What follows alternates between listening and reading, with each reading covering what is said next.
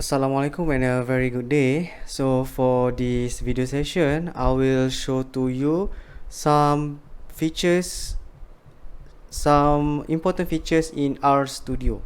Okay, why instead of we use standard RGUI, we use RStudio in our teaching activities. Alright, okay, so let's take a look at what is actually RStudio.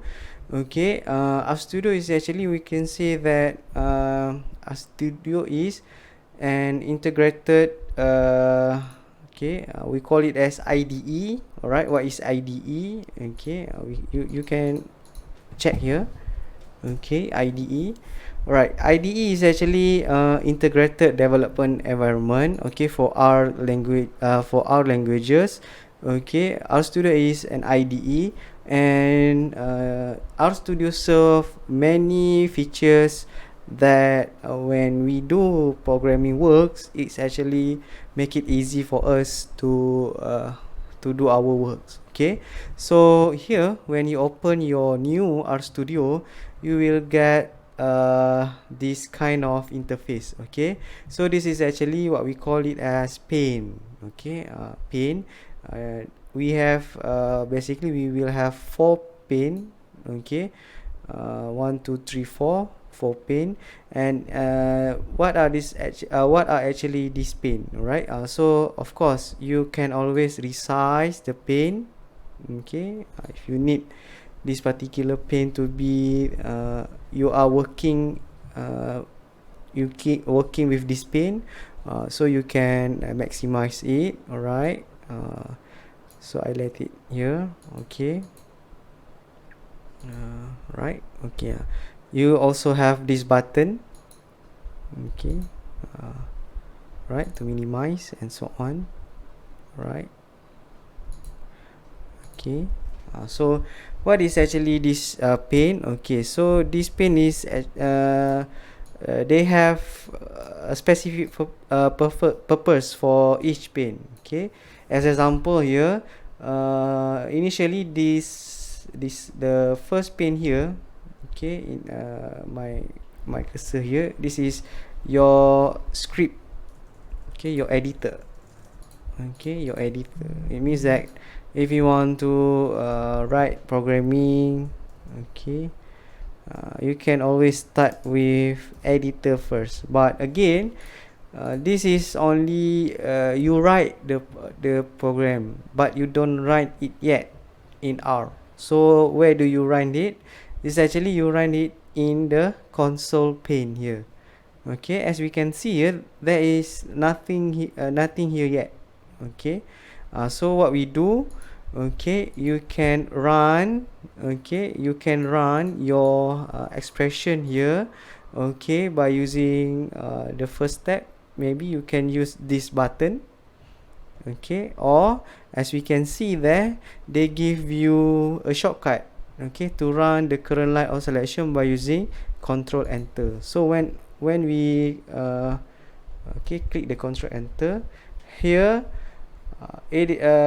your expression is already run by RStudio. So here we assign X as 5 and Y as 6. After this, we will refer our X and Y this as object. Okay, so as we can see here, this is what we do. You write in your script and then you run through your console. And here, as we can see here, okay, the next pane here, you can see the environment of our R. Okay, so environment here, you can trace back your object. Okay, so you have X and Y, so you know that we assign X object as 5 and Y object as C. What happen if we reassign X as 4? Alright, before I forgot, okay, upper lower case is very important in R. Okay, so why instead of it replace my 5, because I accidentally use X as the capital letter of X. Okay, so now I use the lowercase x. Okay, I assign back 4. Okay, nothing here yet. Okay, again, this is we only write our programming. You need to run it.